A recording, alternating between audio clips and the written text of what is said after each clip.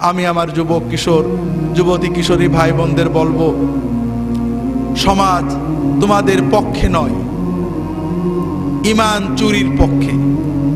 পিতামাতা তোমাদের ছেড়ে দিয়েছেন, তবে অন্তত নিজেদের ভবিষ্যতের দিকে তাকিয়ে, দুনিয়ার ভবিষ্যৎ আখিরাতের ভবিষ্যতের দিকে তাকিয়ে নিজেরা সাবধান হও।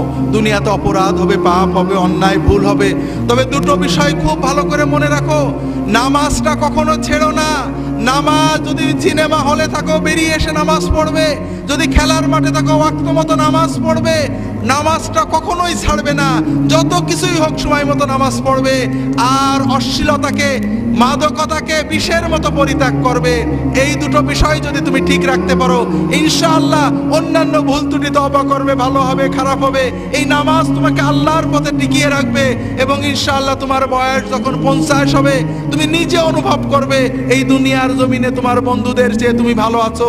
আর ইনশাআল্লাহ কিয়ামতের দিনে তুমি তোমার পিতামাতা সহ আল্লাহর আরশের নিচে তার ওলিদের সাথে মেহমান হয়ে যেতে পারবে। হাজরিন, যুবক কিশোরদের ভালো রাখতে হলে তাদেরকে আলেমদের কাছে নিয়ে যেতে হবে, মসজিদে নিতে হবে, দ্বীনি চেতনা তৈরি করতে হবে, লেখাপড়ার ভিতরে দ্বীনি চেতনা তৈরি করতে হবে। এগুলো সবই দরকার।